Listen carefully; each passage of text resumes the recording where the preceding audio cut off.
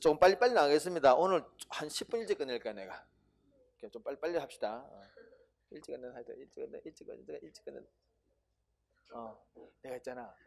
10분 일찍 나갈 때랑 10분 늦게 나갈 때랑 서울에 도착하는 시간이 한 30분 차가 나요. 그게 우리 내가 만약에 좀 늦음이잖아. 우리 지하철에 내려가지고 우리 아파트 앞까지 가는 마을버스를 막차를 놓쳐. 그러면 원래 뭐 걸어가는데 뭐 한 10분 걸어가면 되는데 걸어가기가 싫어. 밤에 추울 때. 그래서 와 버스 앞에 막 가는 거야 지금. 와 어떤 데는 타고 놓치는데 한 10분 일찍 나가면 넉넉하게 탈 수 있어. 양해를 좀 합시다. 합시다. 자, 시작하겠습니다. 자, 유언의 법률 관계. 자, 유언은 거기 만 17세부터 생긴다 기억하시고요. 유언은 여러분 뭐 밑에 아주 그 5가지 유언 방식을 해놨는데 이걸 암기할 필요는 없습니다. 다만 아주 엄격하다. 아주 엄격. 그래서 조금이라도 그 요건을 위반하면은 유언은 무효예요. 그래서 유언 방식이 보시면 있는데 다음과 5가지 유언 방식을 위반하면은 무효다. 끝. 5가 암기하지 거기까지 할 필요 없을 것 같습니다. 넘기겠습니다. 자, 유언의 효력 발생 시기 보겠습니다. 그게 보시면은 1번에 사망한 때부터 생긴다. 그게 유언장을 작성했을 때가 아니죠. 그리고 또 2번째 유언은 언제든지 철회할 수 있다. 유언 철회의 자유가 있다. 꼭 기억하시고요. 유정 개념 익히십시다. 유정 아까 이거죠. 유언장에 보면은 요거는 첫째 놈한테 주고 요거는 둘째 놈한테 주고 요거는 그 배우자 당신이 가져가시오. 요게 유정이야. 유정. 유언을 하면서 정리한다. 그죠? 이게 유정입니다.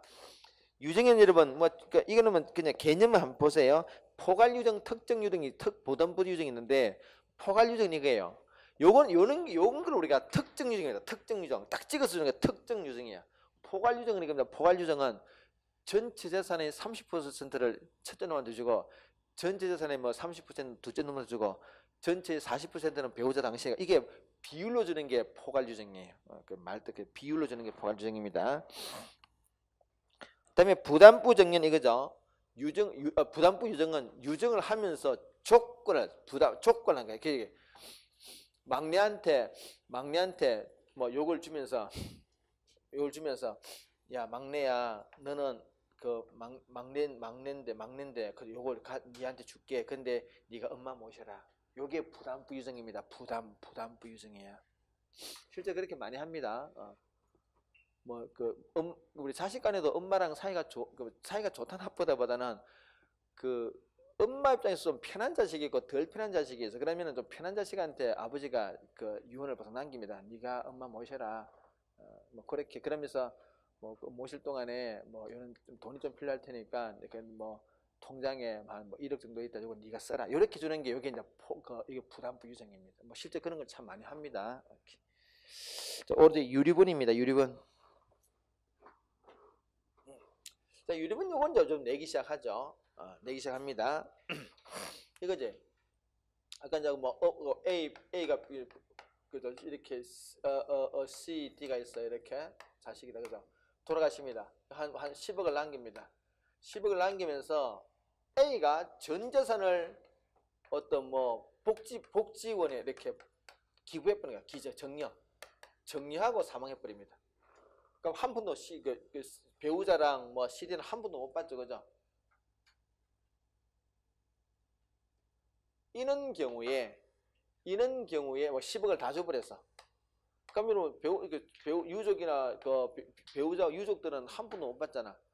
이때 이제 이렇게 가져올 수 있는 그게 유리분이에요. 왜냐면은 이 10억의 재산은 A가 물론 마련했지만은 그거는 혼자만의 힘이 아니다. 그죠? 가족의 어떤 도움이 있어야 된다. 그래서 가족의 기여분을 인정하는 것을 우리가 유리분 이렇게 말해요. 자, 우리 직계비속과 배우자는 얼마까지 받아올 수 있냐? 법정 상속분의 2분의 1까지 받아옵니다. 그래서 만약에 보세요. 10억을 다 주었어요. 그러면 CDB가 저 복지법인에다가 얼마를 돌려달라고 할 수 있다고? 2분의 1이니까 얼마? 5억을 돌려달라. 5억 돌려달라. 5억을 돌려받아 가지고 어떻게 합니까? 자, 1점 이렇게 나눈다 거죠. 5억을 받아 가지고. 근데 퀴즈 여러분이 완전히 이해했는지 보겠습니다. 만약에 10억을 준 게 아니라 5억을 정리하고 10억 중에서 5억만 보여줬어요. 그러면 CDB가 복지부문에 얼마 돌려 할 수 있습니까? 얼마를 돌려달라 할 수 있습니까? 응? 없어요. 왜냐면은 나머지 5억 가지고도 원래 유류분행 자체가 뭡니까? 유류분행 자체가 법정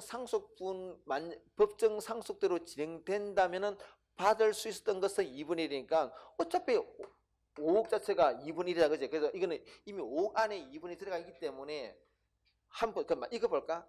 만약에 6억을 줬어요. 얼마를 돌려다 할 수 있습니까? 1억. 오케이. 1억을 받아가지고 어떻게 합니까? 1점으로 나눕니다. 그지? 오케이. 그렇게 이해하시면 되겠습니다. 유류분행 요즘 물어보기 시작하니까. 다만 여러분, 그죠? 그 오른쪽 보세요. 721페이지. 직계비속과 배우자는 2분의 1인데 직계존속은 3분의 1까지 가능하다까지 한번 기억해 보세요. 뭐 직계존속까지 잘 안 갑니다. 근데 주로 놓은다면은 배우자, 직계비속과 배우자 정도 놓을 수 있어. 그렇게 2분의 1까지 기억해 보세요. 자, 등기입니다. 부동산은 그럽니다.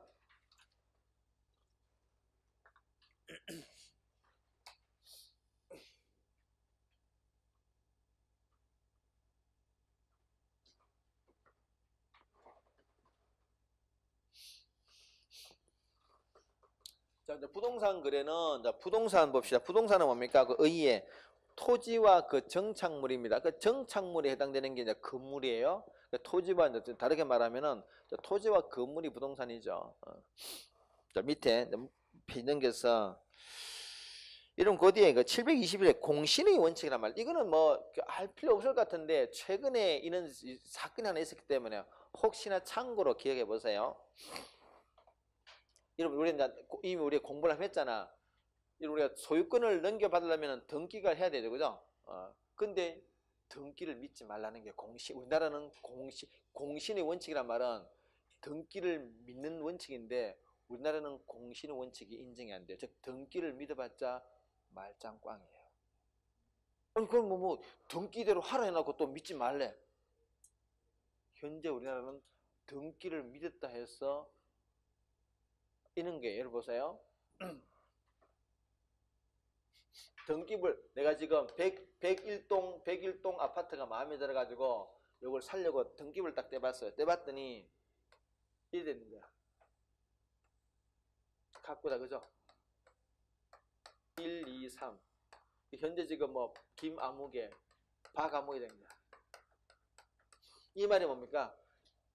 원래 김아무개의 소유였다가 박아무개의 소유권을 넘겨줬다 이 말이고 현재의 소유자는 박이라는 얘기입니다. 그래서 나는 이제 박이 소유자인 줄 알고 연락을 해가지고 계약하고 돈을 다 줬어요. 더 주고 온다 너게 이제 윤 이렇게 썼겠다 그죠? 윤아무개 써놨습니다. 근데 알고 봤더니 박이 사기꾼이야. 원래 박은 김은 박한테 판 적이 없어요. 그럴 수가 거의 없어. 지금 아파트 같은 거는 그런 거 없습니다. 거의 없고 이게 이제 있을 수 있는 건 토지입니다. 토지 같은 거는 이럴 수 있고 아주 오래된 구축들은 가능할 수 있습니다. 이게 왜 그런가 하니까 우리나라는 이러면 이제 6.25 전쟁을 가지고 그것도 이전에 일제 점령기 때 일본 놈들이 다 도망갔다는 거죠. 도망가면서 막 재산 놔두고 다 도망가 버렸다 그지. 그 과정에서 막 소유관계가 뒤죽박죽되고 또 전쟁 폭격 막 등기부 같은 게 다 불타버렸어요. 그래가지고 이게 뒤죽박죽 돼버린 거야. 그래서 지금은 이제 벌써 이게 거의 모든 건 다 복구됐는데 아주 희귀하게 가끔씩 그런 게 있습니다. 주로 이런 것들 주로 막 후손들이 토지나 땅 같은 게 있는데 아주 오랜 몇십 년 전에 이민 가버린 경우 있죠, 그죠? 분명히 소유자는 한국 사람들이 있어는 한국에 안 사는 거야. 그런 거를 전문적으로 찾아내는 꾼들이 있습니다. 그래서 그 꾼들이 딱 그런 거 쫙 찾아내가지고 등기서를 위조해가지고 관계서를 위조해가지고 마치 지가 산 것처럼 서를 위조합니다. 그래가지고 등기를 접수해가지고 마치 이렇게 이름 적어놓는 거야. 왜 등기소에서는 둘이가 참나보다 싶어가지고 계약서 들어오니까 그죠? 등기를 이전시켜 주는 거야. 이것도 되어 있는 거지. 사실은 사기꾼이야, 그지? 나는 믿고 샀잖아, 그죠? 나는 소유권을 취득하지 못합니다. 이게 이제 부동산 사기 사건입니다. 등기를 믿어봤자 말짱꽝이다. 보호 못 받는다. 그래서 우리나라는 공신의 원칙이 없어요. 없다. 우리는 인정 안 돼. 공신 원칙이 없음. X. 우리는 없음. X. 다음 밑에 이제 승립 요건주입니다. 그거 보세요. 됐고요. 자, 밑에 이제 부동산 매매 계약입니다. 자, 지금부터 매매 계약부터 한번 보겠습니다. 계약 성립. 계약은 언제 성립한다고? 청약과 승낙이 일치하면은, 그죠? 뭐 100일동 팔아라. 뭐 1억에 오케이 팔게 100일동. 청약과 승낙이 일치하면은 계약은 성립한다. 계약서는 굳이 안 써도 관계없다. 그지? 근데 왜 그러면 계약서는 중시합니까? 입증 방법이다. 한 사람이 뭐 나는 그 판 적 없다 그러면은 딱 내민다, 그죠? 입증 방법이다. 두 번째 시험은 이게 나오죠. 계약금입니다. 그래서 A하고 B 사이에 이제 계약을 체결해서 뭐 집을 팝니다. 한 10억짜리입니다. 그럼 여러분 보통 이거죠. 계약금으로서 관행적으로 한 10%입니다. 그러면은 1억 준다, 그죠? 그다음에 이제 중도금 한 2, 30%, 한 2, 30% 그래서 한 2, 3억 이렇게 주고요. 잔금을 치릅니다. 이렇게 보통 진행이 돼요. 잔금을 이제 마지막 다 치렀어요. 뭐 한 치렀어. 끝 10억 다 줬어. 아직 소유권 안 넘어져. 소유권은 뭐라고? 마지막으로 등기가 되어야 소유권이 넘어와. 잔금을 아니 기준이 아니고 등기 기준입니다. 그래서 그 오른쪽 끝에 보세요. 오른쪽 끝 724페이지 등기 보시면은 1번에 승립 요건주 해놓고 제일 마지막 줄 봐봐. 등기를 완료해야 비로소 소유권 취득. 오케이. 요건 꼭 두 번만 딱 기억하시고요. 다시 앞으로 넘어와서. 그런데 계약금을 10% 줬습니다. 1억을 줬어, 그지? 요 사람이 매도인이고 요 사람이 매수인입니다. 그러면 매수인이 1억을 줬다, 이렇게 1억을 줬다는 얘기죠. 1억을 줬어요. 근데 이럴 수 있지. 보통 계약금은 어떤 역할을 합니까? 왜 계약금을 왜 주죠? 내가 사겠다는 거 내가 사겠다는 것을 보여주는 그 징표라, 그지? 그건데 그게 일반적인 역할이지만은 진짜 실무적으로 중요한 역할은 이게 해약금이라는 거예요. 해약금. 해약이라는 것은 계약을 깬다는 얘기지. 자, 그런데 중요한 건 이겁니다. 중요한 거는 뭐냐? 매수인 지가 요즘 이제 여러분 뭐 갑자기 부동산 집값이 뭐 부동산 열기가 식었다 그러니까 또 혹시나 일부 중에는 또 이럴 수 있잖아요. 갑자기 부동산이 막 갑자기 막 한 반값으로 떨어지지 않나 이렇게 그럴 생각 들 수 있겠죠, 그죠? 자기가 계약금을 딱 지급했는데 갑자기 정부에서 어떤 정책을 딱 발표해가지고 갑자기 부동산 시장이 확 식어버린 거야. 그러면 매수 입장에서는 잘못 샀나, 그죠? 그런 생각 들 수 있겠죠. 그러면 이 계약을 깨고 싶겠지. 이게 자기는 10억에 산다고 생각했지만 사실은 이게 나중에 이제 이 분위기가 지속되면 한 5억밖에 안 갈 것 같아. 그러면 지금 깨는 게 낫겠다, 그죠? 어떻게 한다고? 계약금 포기. 그래서 매수인은 뭐? 포기하고. 달리 말하면 마이너스 1억이라는 얘기죠, 그죠? 1억 손해보고. 근데 매도인도 깨고 싶게, 그죠? 한자, 우리 작년, 올해 여름 그때 막 자고 나면 며칠만씩 막 뛰었다, 실제로 막 뛰었다, 그죠? 그때는 매도인이 팔았는데 자기 15억 될 것 같아. 그러면 깨는 게 낫겠다, 그죠? 얼마 손해봤습니까? 마이너스. 이것도 뭐 마이너스 손해봐야 돼? 그러니까 얼마 돌려주라고? 2억을 돌리면 되겠죠. 어차피 1억 받았으니까 2억을 돌리면 마이너스 1억이야. 그래서 이거는 뭐라? 배액을 상환한다. 더블로 돌리니까 배액을 상환하고 계약을 포기한다. 다만 거기 조문을 하나 체크해 보겠습니다.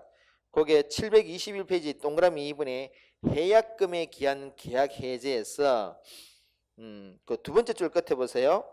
이런 말 있습니다. 일방이 이행에 착수할 때까지가 키워드입니다. 일방이 이행에 착수할 때까지. 일방이 우리가 계약금을 포기하고 계약을 깰 수 있는 시점은 딱 정해졌다는 얘기지. 언제까지? 일방이 이행에 착수할 때까지. 그럼 그게 무슨 소리냐?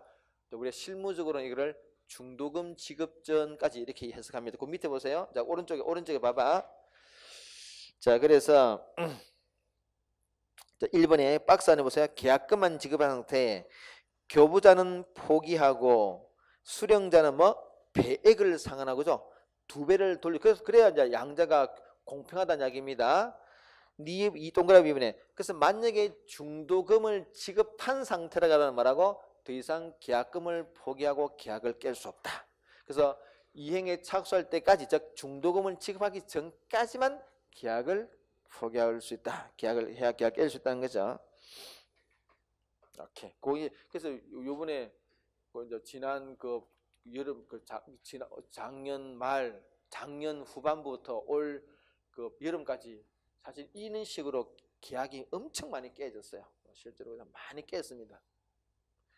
매수인은 매도인은 깨고 싶어하고 지금 막 오르니까 매수인은 상대방이 매도인이 안 깨도록 하려고 하고. 그래서 아까 얘기했죠. 이게 깰 수 있는 시점이 뭐라 했습니까? 중도금 지급하기 전까지만 시한이, 그지? 그래서 만약에 중도금을 들어가 버리면 매도인이 깨고 싶어도 못 깬다는 거죠. 그래서 그때 집에 한 오를 때니까 매도인이 막 깨려 그랬죠. 실제로 막 깨려 그랬죠. 그래서 내가 그때 이야기했잖아.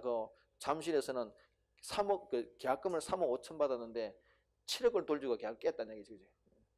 계약금이 뭐 배액이 집 한 채 값이 그죠? 그거 막 포기하고 그때는 계약금을 3.5억 줬단 말이야. 집값이 35억이라는 얘기지.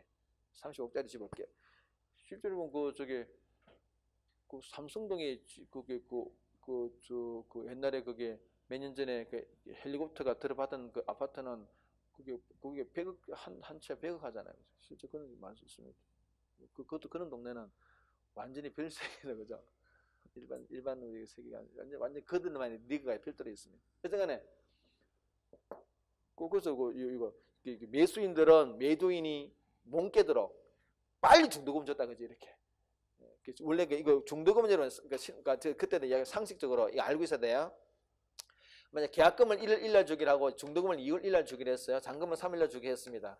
그럼 우리가 계약서에 2월 1일 중도금 주겠다 하더라도 매수인은 언제든지 빨리 줄 수 있습니다. 왜냐면 이거는 이 중도금을 날짜를 늦춰준 것은 누구를 위해서 날짜를 늦춰준 거예요?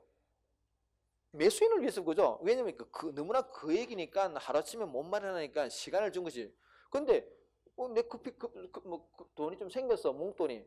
그럼 이거 가지고 있으면 쓴다, 그지? 그래서 중도금 주기 얼마든지 가능합니다. 그래서 만약에 주고 그때 이는 매수인들이 막 걱정을 참 많이 했어요. 그때 이제 이렇게 법을 아는 사람들은 조언하기를, 그때 걱정되면 지금 그 매도인 구자로 한 1,000만 원 보내라.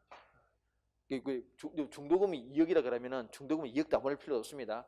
얼마라도 중도금 쪽으로 보내기만 하면 그래서 한 1,000만 원, 2,000만 원 보내버려. 지금 상대방 매도인 헐벌 필요 없어. 그냥 보내줘 버리면은 그게 중도금 쪽으로 들어가는 순간 상대방이 이제 못 깨요.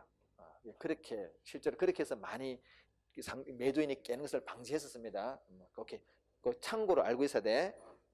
자, 등기 했고요. 이제 오른쪽에서 이제 등기 했고, 부동산, 그래서 등기를 보겠습니다. 자, 부동산 등기는 일단 등기부를 딱 떼보면은 기본적으로 두 개가 떠요. 우리 101동 아파트를 딱 떼보면은 등기부로 두 개 딱 떠옵니다. 자, 첫 번째 표제부. 이 표제부는 주로 이제 면적이죠. 면적, 위치 이런 것들이야. 주소 이런 것들, 그죠? 그 다음에 갑구는 것은 소유권이죠. 누가 소유자인지. 그래서 1번 김아무개, 2번 박아름. 이게 어떤 말이냐? 원래 김아무개 소유인데 이렇게 소유권이 넘어왔다 이 말이에요. 현재는 박이다 이 말입니다. 요 두 가지가, 두 개는 반드시 있어. 근데 세 번째, 요건 있을 수도 있고 없을 수도 있다. 세 번째는 을구입니다. 을구는 뭐가 있느냐? 1번 무슨 은행 1억, 그죠? 이거 뭡니까? 은행한테 1억 빌리고 저당권을 설정했다. 이런 게 여기 나온다는 얘기죠. 그래서 우리가 을구는 뭐랬습니까? 소유권 이외입니다. 기억합시다. 그래서 밑에 이제 보겠습니다. 갑구는 뭡니까? 소유권에 관계되는 사항. 그래서 보세요. 소유권 중간에 여러분 가압류 나오지, 그지? 아까 가압류 이야기했잖아. 을구입니다. 소유권 이외에 가장 대표적인 게 뭐라고? 저당권이야, 저당권. 그러니까 제일 마지막에 임차권 이런 것들. 제가 정도 체크하시고요. 자, 오른쪽에 넘겨주신 725페이지 소유권 보존 등기는 뭐 이게 보존 등기란 것은 원래부터 이런 건물이 있었던 건 아니지, 그지? 그래서 이 보존 등기는 뭡니까? 건물을 최초로 지어서 처음 등기한 게 보존 등기입니다. 그래서 만약에 이 밭 같은 게 보통 이게 보존 등기입니다. 요거는 이전 등기예요. 이전이랑 보존이라는 것은 소유권을 만들었다는 얘기고 보존 이전은 뭡니까? 소유권을 이전 받았다. 그래서 보존 등기, 이전 등기란 말해요. 보존 등기, 이전 등기. 말뜻만 알면 됩니다. 자, 페이지 넘겨서 자, 지금부터는 임대차 관계로 넘어갈까요? 요거는 요 갑구 을구는 꼭 알고 있어야 돼. 꼭 알고 있으시고요. 아까 요거 계약금 요거 꼭 기억하시고요. 계약금 그 용도 어떻게 하는지 그 정도. 요즘은 요런 걸 계약금을 물어봅니다. 물어보시 꼭 기억하시고요. 자, 지금부터는 그 말도 많고 탈도 많은 임대차로 넘어갑니다. 임대차.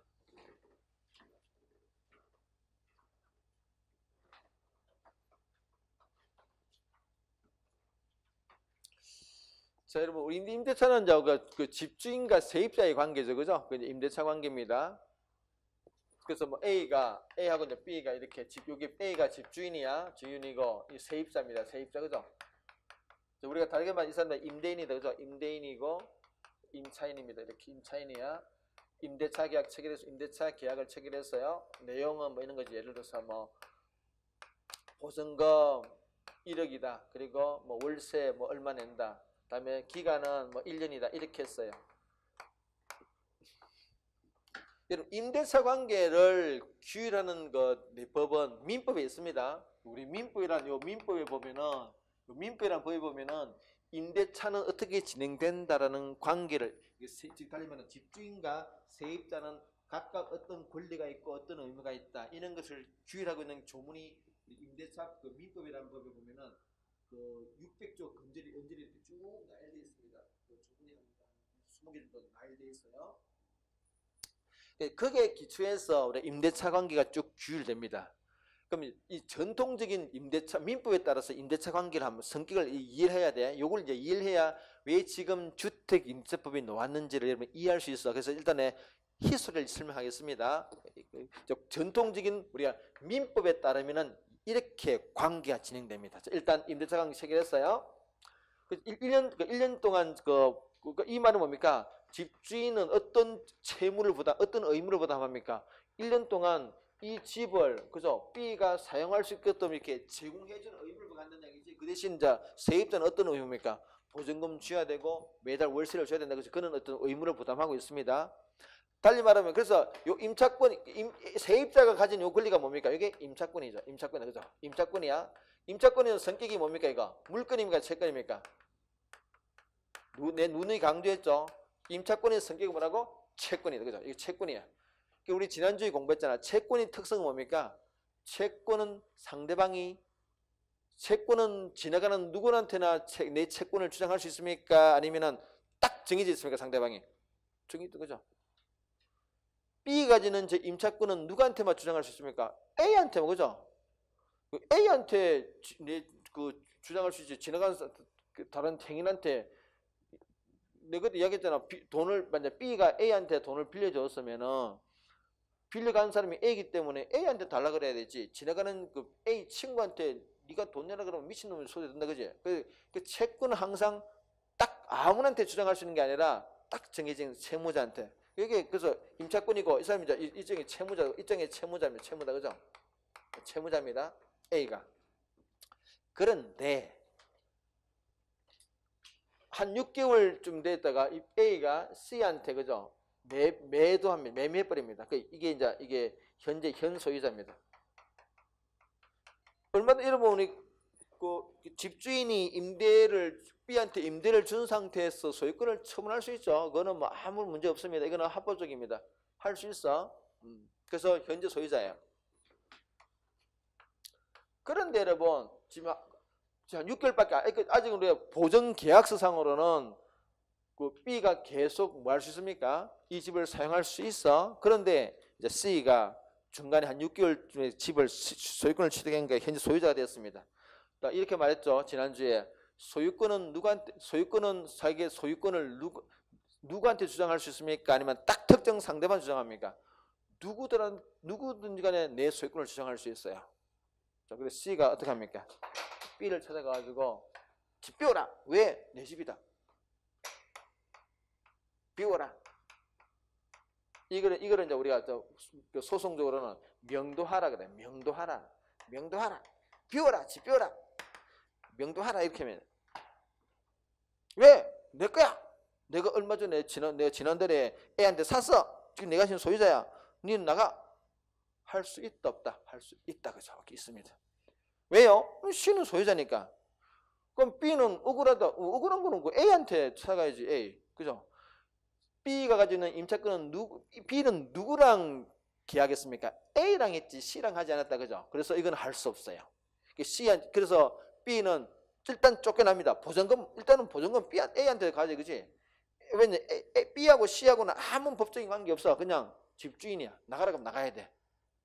B는 어떻게 한다고? A를 찾아가지고 뭘 주장해야 됩니까? 니 왜 이렇게 나랑 계약했는데 1개월, 1년 동안 이용할 수 있게끔 네가 해주기로 했잖아. 너 계약 위반이네. 손해배상 해. 라고 할 수밖에 없는 것이지. 일단 C한테는 아무 말할 수 없게 나가야 돼요. 실제 이렇게 많이 쫓겨났다 그랬죠. 보증금 실제는 A가 여러분 보통 나가면은 B가 이렇게 쫓겨나가면은 A가 어딘지 잘 모른다. 그죠? 요즘같이 이렇게 연락이 잘 되면 몰라. 옛날에 1960, 70년대 전화도 잘 없었잖아. 그지? 그때는 일단 A를 못 찾아요. 그러면 돈 한 푼도 못 받고 다 쫓겨나요. B 같은 경우는. 거리로 나앉았다는 거죠. 그래서 많은 사실은 피해를 봤어요. 그래서 뭘 합니까? 민법을 개정한다. 그래서 임차권 등기 제도를 마련한다. 원래 여러분 등기는 물건만 하는 게 등기다. 그죠? 물건만 등기한다. 그지? 근데 임차권은 채권인데도 불구하고 이는 아주 독특한 문제가 있었기 때문에 등기할 수 있는 기회를 만들어 놨다. 만약에 등기합니다. 등기하면 어떤 효력을 인정한다고? 대항력을 인정한다. 그래서 뭐라고요? 그래서 저 같은 경우에 B 같은 경우가 자기 A랑 임대차 계약 체결하고 나서 자기 임차권을 등기합니다. 아까 등기하면 어디 하더라고? 을구에 등기하면은 어떤 효력을 인정해 주느냐? 그 다음에 이제 그 이후에 A가 C한테 팔아먹다 하더라도 C는 C가 이제 B한테 찾아가지고 비워라 그러면은 B는 못 비워주겠다라고 대항할 수 있다는 거죠. 자, 그러면 이제 B 같은 저는 억울한 쫓겨난 사람이 없다 그죠? 그런데 그 이유에 계속 쫓겨나더라는 이야기. 왜요? 등기를 못 해요. 등기 제도를 마련해 놨는데 실제로 등기가 거의 안 돼요. 왜요? 등기는 누구라고? 등기는 집주인이 즉 소유자가 협조를 해줘야 등기합니다. 즉 이런 경우에 A가 B를 위해서 하루 휴가를 내 가지고 등기소에 나가줘야 돼요. 근데 집주인 아무도 그런 착한 집주인 아무도 없습니다. 그래서 등기가 실제로 안 돼요. 그래서 실익이 없었다는 이야기죠. 그래서 그러지 말고 그러면은 특별법을 만들자. 주택 임대차 보호법이라는 법을 만들어가지고 굳이 집주인이 협조 안 해준다 하더라도 세입자 지가 좀 이렇게 열심히 깜짝이야. 노력하면은 보호받을 수 있게끔. 그래서 뭐라고? 네가 빨리 전입신고하라. 그리고 빨리 점유하라. 그러면은 대항력 인정해 줄게. 여러분 전입신고는 주민등록 이전한다 그죠? 점유는 뭡니까? 그 집의 키를 받아. 키 딱 바꾸죠. 자물쇠 바꾸고 키 딱 가지고 전입신고 하면은 자 내가 통제하고 있다. 그러면 그때부터는 그 다음 날부터 대항력을 인정해 줍니다. 나아가서 확정일자까지 반다 그러면은 그 유명한 우선 변제력을 인정해 준다. 이게 아주 강력한 효력이죠.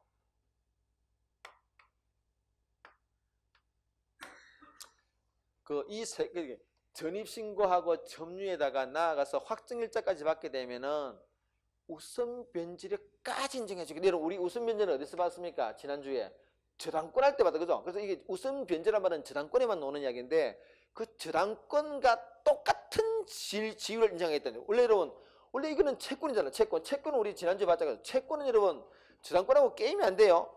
그런데 이게 채권인데도 이걸 인정해 주겠다. 와, 이거 굉장히 아주 독특한 효력입니다. 그걸 인정해 주겠다.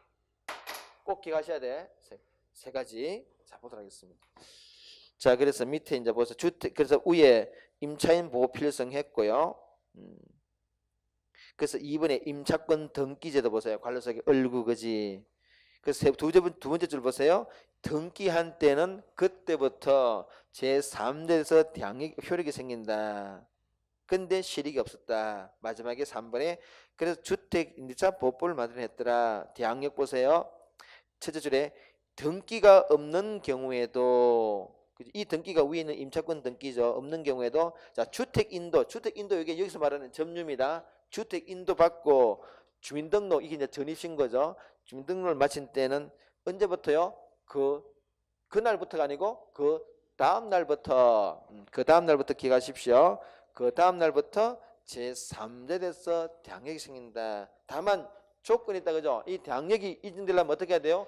주소가 한시라도 빠졌다 들어가면 안 돼요. 그래서 이 전입신고가 계속돼 있어요. 순간적으로 주소를 뺐다가 다시 넣으면 안 돼요. 이거는 한번 넣으면 끝까지 가야 돼. 계속되고 있어야 된다. 라는 조건이 있습니다. 계속. 그 제일 마지막 줄에 그 707회 제일 마지막 줄에 보면 계속이라는 단어가 보인다. 그죠? 오케이. 자, 펴 넘겨보겠습니다. 그래서 이런 그래서 아까 했잖아. 이런 경우 만약에 이렇게 얘가 전입신고하고 점유해서 그 이후에 이제 C가 나타나서 집 비우라 그러면은 못 비워주겠다. 그 뭐라고요? 기간 동안에 살 수 있다는 이야기죠. 이제 문제는 여러분 임차인은 두 가지 걱정이 있다 그죠? 하나는 뭡니까? 중간에 쫓겨나는 걱정하지. 근데 쫓겨날 걱정 없다 그죠? 쫓겨날 걱정 없어. 왜? 대항력이 있으니까. 두 번째죠. 기간이 끝났어요. 두 번째 걱정은 뭡니까? 보증금 돌려받는 거죠. 누구한테 돌려받는 게 좋습니까? 당연히 C한테 돌려받는 게 좋죠. 왜? 신 소유자니까 그죠? 이때 여러분 B한테 A한테 받아가라면 A가 어딘지 알 수가 없다는 거죠. 그럼 현재 집주인이 C니까 C한테 달라고 그런다. 그게 합리적입니다. 그래서 그때 누차 말하자면 뭐 깜짝 선생님 손해 아닙니까? 손해 아니야 그지? 이게 이 집값이 2억 3억이야. 집값이 3억이면 그러면 여러분 C가 A한테 3억 안 줬겠죠? 왜? 어차피 지가 나중에 보증금 1억을 지가 줘야 되니까 얼마만 줬겠다고? 2억만 줄 거라. 그래서 이게는 전혀 누구 손해 없이 관계를 깔끔하게 끝내는 방법이라는 거지. 그래서 달라고 한다. 그 그림 보세요. 728페이지 위에 그림 양수인 밑에 봐봐. 뭐 해놨습니까? 양수인이 뭘 한다고? 보증금 반은 의무로 부담한다. 체크. 다음에 이제 우선 변제액이에요. 그래도 우선 변제액이 저거지, 그지? 저거다, 그죠? 밑에 보세요. 자, 대항력권과 임차 계약서상 뭐 확정일자를 갖춘 임대인은 그 바로 밑에 후순위 권리자보다 우선한다.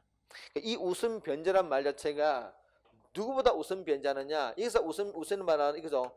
후순위 권리자입니다. 여기서 말하는 후순위 권리자는 대표적으로 누구겠습니까? 이 권리자라는 게 주로 저당권자죠. 저당권자 또는 전세권자입니다. 예, 후순위 권리자라는 게 후순위 저당권자 또는 후순위 전세권자란 말입니다.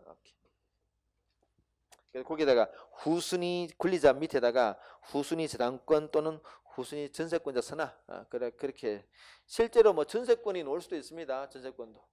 왜냐하면 전세권도 여러분 전세권도 이게 나중에 전세 보증금을 못 받아 먹을 때는 그 전세 보증금을 찾을 때는 저당권하고 똑같은 효력이 인정해집니다. 그래서 전세권도 이게 경매에 붙여서 우선 변제를 받을 수 있습니다. 그래서 실제 케이스는 전세권이 나올 수도 있어. 저당권 또는 전세권 두 가지 다 기억해 놓으세요. 오케이. 자, 그래서 이거지. 그러면은 그 그림 보세요. 그림 보시면은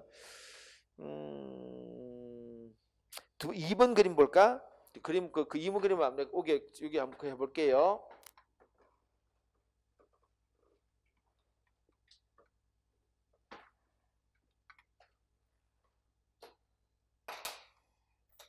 자, 이거 임대인이다. 그래서 임대인이죠, 그죠? 임대인이야.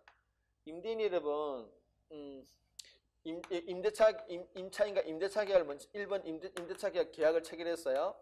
보증금이 얼마입니까? 5천이죠, 그죠? 5천이야.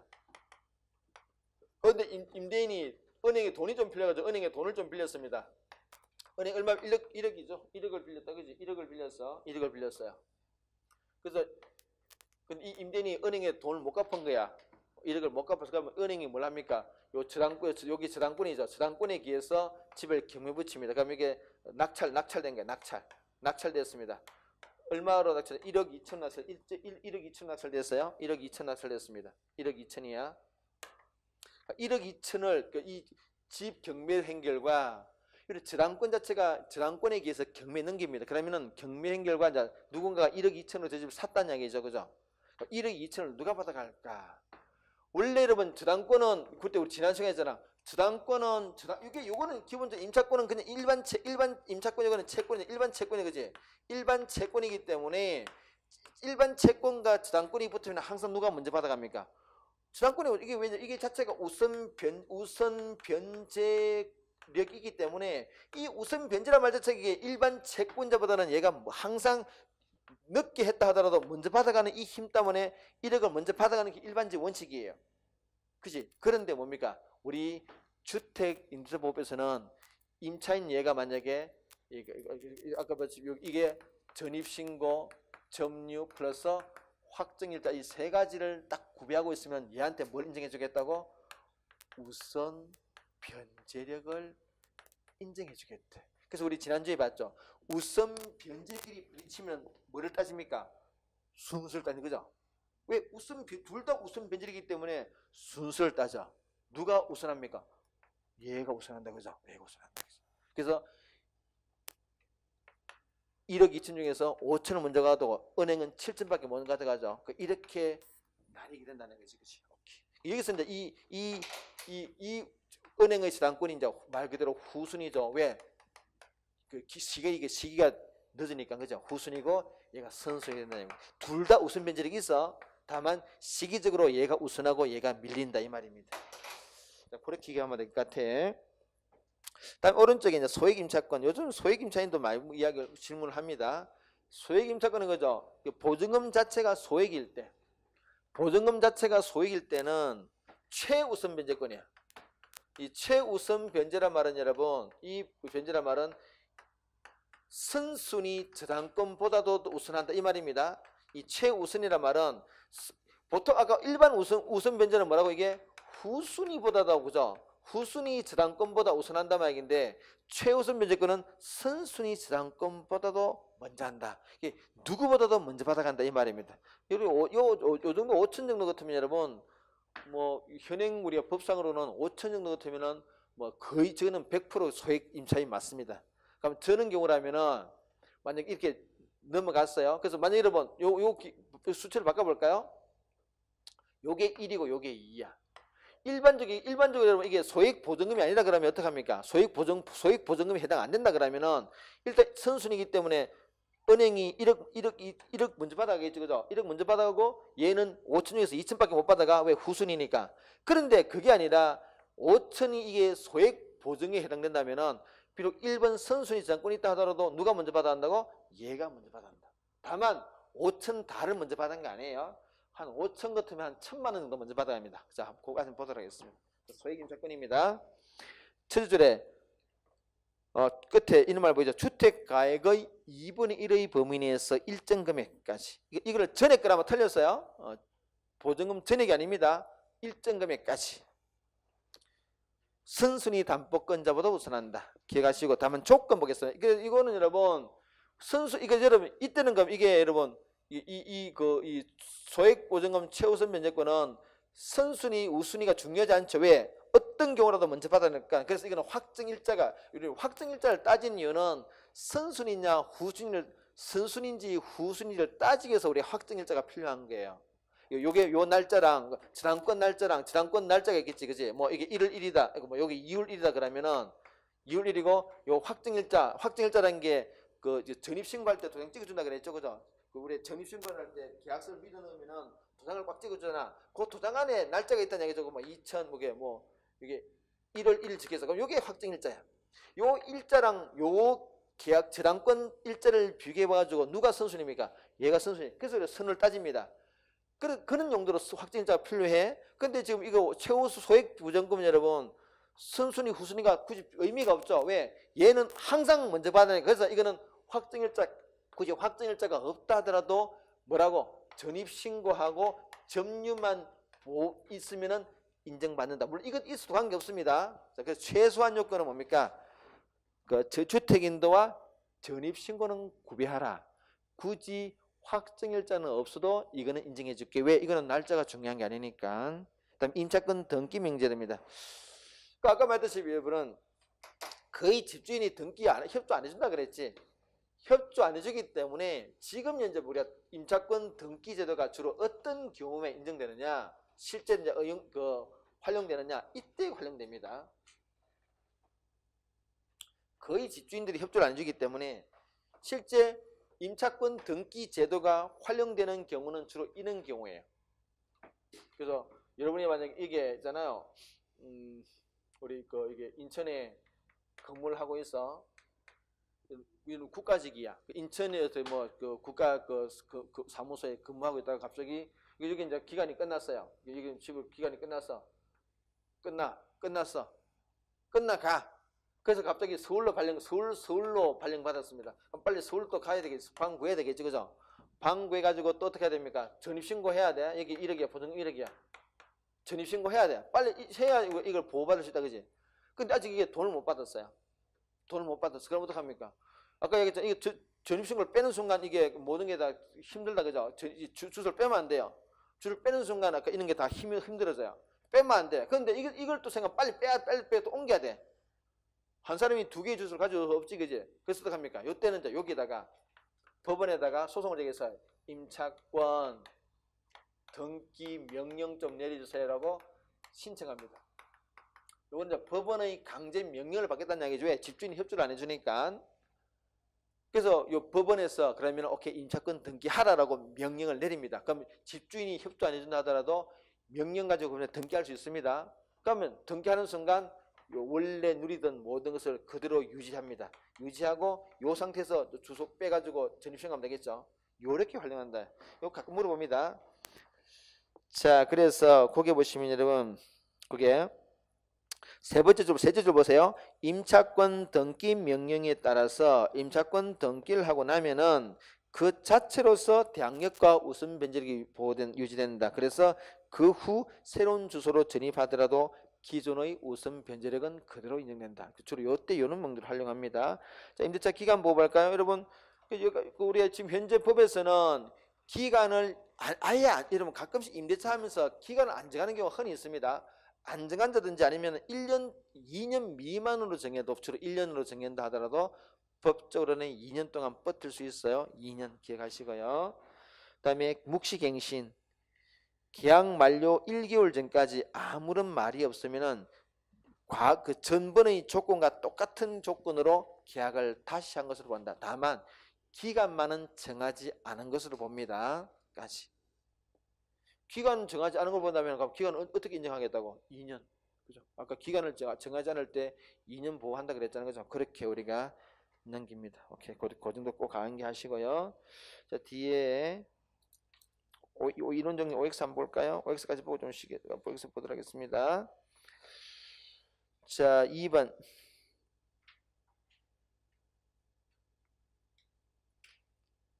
이혼 승리가 아까 어떤 경우라고? 이거 협의혼이었어요. 오케이. 3번은 협의혼은 이혼 신고 당시, 재판이혼은 판결 맞죠? 4번은 유책 배우자의 이혼 청구권 없지. 그러나 재산 분할 청구권 인정합니다. 앞부는 틀리고 뒷부는 맞아. 7번.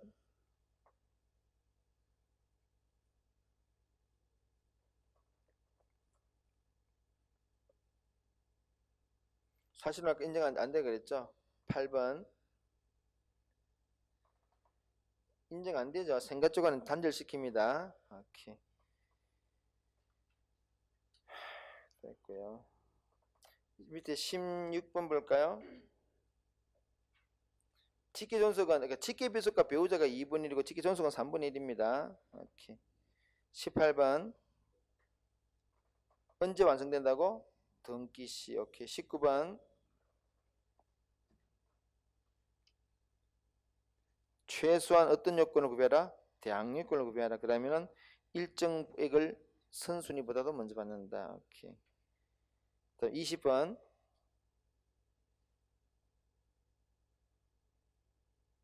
시점이 언제라고 했습니까? 당사자 일방이 이행에 착수하기 전까지. 21번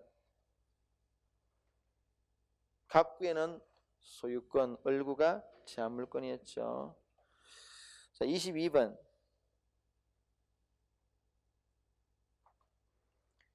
그 다음 날부터 뭐가 생긴다고? 대항력이 생긴다.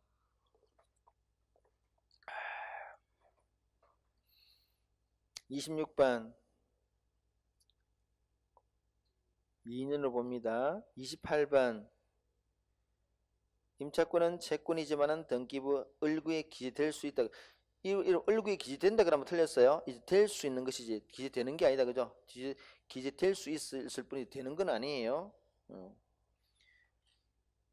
저당권은 을구에 기재되지. 근데 임차권은 을구에 기재되는 게 아니라 될 수 있는 거지. 그러나 꼭 하는 건 아니지만 그죠? 하는 거 아니지. 될 수 있다, 그죠? 될 수 있다, 그죠? 된다 그러면 틀렸어요. 자, 됐고요. 29번 법인은 유언에 따라 정년은 받을 수 있는 상속인이 안 돼.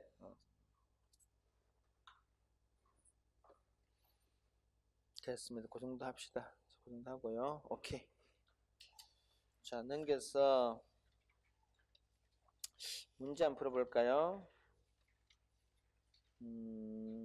자, 쭉쭉 넘겨서 좀 의미 있는 것을 한번 풀어보도록 하겠습니다. 이거 무차로. 여러분 14번 한번 풀어볼까요?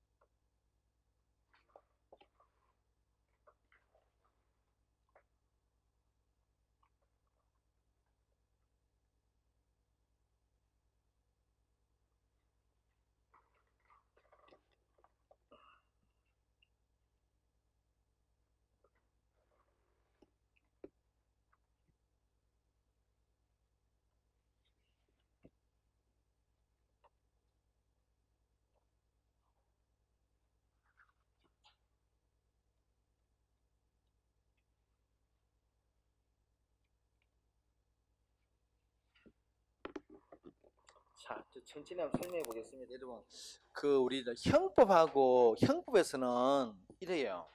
우리 고의범과 과실범이 있는데, 고의범은 고의로 이제 범죄를 저지른 경우예요. 그리고 과실범은 실수로 범죄한 경우입니다.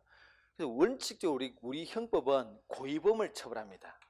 고의범을 처벌하고, 과실범은 이거는 원칙은 처벌하지 않아요. 이건 처벌하지 않아서 예외적으로 처벌합니다. 이런 거죠. 실수로 범죄를 저질렀는데 그런 경우는 원칙은 처벌하지 않는다, 그죠? 이거는 왜? 실수였기 때문에. 그런데 실수로 죄를 저질렀는데 이게 너무 중대한 범죄야. 예를 들어 실수로 사람을 죽였어. 그는 실수로 죽였다 해서 그냥 지나가면 되지, 그죠? 그런 것만 처벌하지. 뭐 과실절도, 뭐 실수로 내가 훔쳤다, 그런 건 죄가 안 돼요. 그건 죄가 없습니다. 이거 이제 내가 뭐 여러분 짐을 막 싸다가 같은 옆자리 있는데 지금 서보니까 옆집이 자기 모르고 들어왔다, 그지? 이거 사실은 뭡니까? 나무 철 가져간 절도지, 그지? 근데 내가 일부러 가져간 거 아니야, 그지? 그런 거는 범죄가 아니에요. 그런 범죄가 아예 없어요. 원칙적으로는 그런 건 처벌하지 않고 그 어떤 법익이 가치가 굉장히 중요할 때, 주로 생명 이런 것들, 이런 것만 그래서 뭐 그걸 우리가 과실치사죄 이렇게 말합니다. 이런 거나 처벌하지 원칙 처벌하는 게 아니에요. 그런데 왜냐하면은 형법은 뭡니까? 형법은 어떤 범죄인의 어떤 그는 범행 의도 이런 걸 따져서 그런 게 중하면은 중하게 처벌, 그런 건데 일종의 약간 응징하는 느낌이 있습니다. 그런데 민법은 그게 아니에요. 민법은 있잖아, 손해를 배상하는 거야. 여러분 뭐 실수로 의도적으로 폭행했건 실수로 다치겠건 간에 피해액이 같다면 같은 금액이야. 이거는 민법에서는 손해배상이 중요하기 때문에 그게 포커스가 있는 것이지 그게 원인이 고의인지 과실인지는 따지지 않습니다. 고의라 하더라도 과실이라도 똑같아요. 자, 그 기억점이 그겁니다.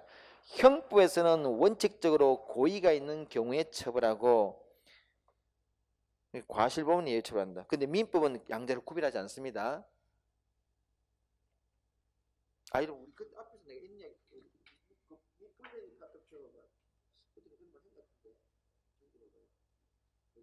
오케이. 689페이지 펴봐. 그게 그 불행의 승인 요건입니다. 불행의 손해배상에서 첫 번째 칸에 고의과실 두 번째 점 봐봐요. 민법에서는 책임 판단하는 과정에서 그 책임의 크기가 중요하기 때문에 원인이 고의인지 과실인지 뭐 고의 때는 손해배상을 많이 시키고 과실 때는 적게 시키는 거 없다지. 그냥 그게 원인과 관계없이 피해액 자체가 중요하다, 그지? 근데 형법에서는 그 행위 불법을 따지기 때문에 그게 고의직인지 과실인지를 엄격하게 구별해서 고의범은 아주 엄격하게 처벌하고, 그죠? 그 구별한다. 그 말입니다, 지금. 오케이. 다시 문제로 넘어갑니다. 또 이걸 이야기했죠. 의사 능력과 책임 능력은 본질로 같은 말이야. 그런데 불법 행위에서는 약간 기준이 높다 그랬죠. 민법에서 의사 능력은 뭡니까? 이 앞에서는 보통 영유아. 형법에서 불법 행위 파트에서는 뭐라고? 한 10살, 11살 이렇게 영유아보다는 10살, 11살 높지, 그죠? 그래서 거기 니은에 보세요. 민법상 책임 능력은 의사 능력을 책임 측면에 설명한 개념으로 그까지 맞다, 그죠? 일반적으로 의사 능력보다는 약간 높은 정신 능력, 그죠? 본다, 맞습니다. 그러니까 그 의사 능력 일반적으로 영유아를 기준으로 판단하는데 책임 능력은 뭐 10살, 11살을 보통 기준으로 판단한다. 그렇게 기억하면 돼. 그다음에 디귿에 민법에서는 재산적 손해뿐만 아니라 정신 손해 당연하죠, 그죠? 그 재산상 정신적인 손해를 우리가 뭐라 했어? 위자료 한다 그랬지, 그지? 위자료야. 금전배상 원칙 맞죠? 리얼에. 자, 특수불명의 책임입니다. 자, 거기 첫 번째 공동불명의 책임 맞지? 고용관계인 상대 책임 맞지? 그 뭐가 틀렸습니까? 미성년자 감독 책임 없어. 미성년자 감독 책임 없지. 그 대신 뭐가 있었어? 책임 무능력자 감독 책임이다, 그죠? 자, 책임 무능력자에는 누가 있었습니까? 자, 책임 무능력자. 책임 무능력자에는 크게 1번 누구? 심신 상실자. 두 번째는 미성년자가 아니고 미성년자 중에서, 그죠? 중에서 뭐 10살, 11살 정도. 미성년자 아니야. 미성년자의 감독자가 아니고 뭐 책임 무능력자의 감독자입니다. 그래서 요게 틀린 게. 미성년자의 감독자는 말 없어요. 이렇게. 그 정도 하나 기억할까?